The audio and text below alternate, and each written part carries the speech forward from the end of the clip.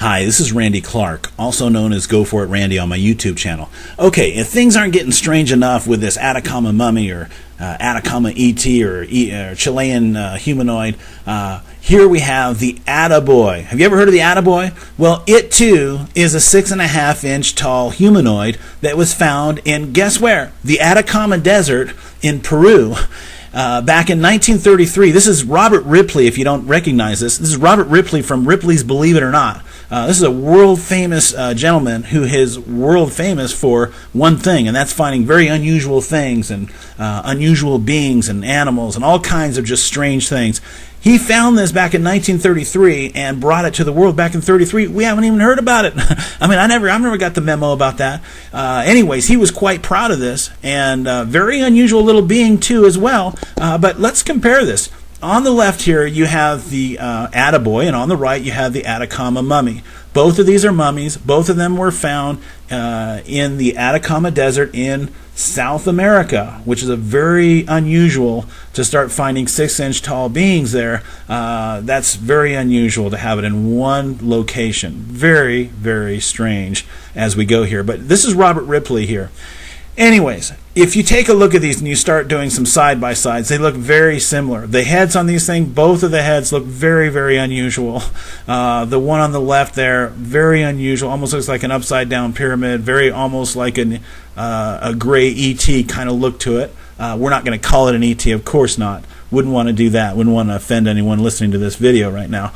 This is a humanoid. Let's call it what it really is, right? Okay, but it is a mummy, so let's call it what it is. It's a mummy.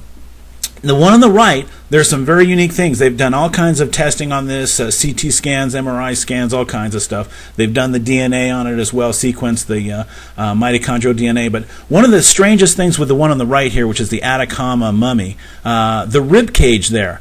A normal human being has 12 ribs. The one on the right here only has 10 ribs. So that's very unusual. There's been human beings that have had abnormalities and have had 11 ribs. But to my knowledge, I don't think there's one that's ever lived that had 10 ribs. This is the first one, according to the doctors and scientists who call this a human being, because it has 91% of the same human DNA that we have. So the one on the right, the Atacama Mummy or the Atacama Humanoid, whatever you want to call him, has 91% of the same DNA as us humans. But the bottom line is, so what? A chimpanzee has 97% of the same DNA as humans. A gorilla has 95% of the same DNA as humans. In fact, a banana tree shares 55% of the same DNA as humans. Now, are we going to go around and start calling banana trees humans? I mean, come on. The bottom line is, it's a very unusual humanoid. I will grant that to you.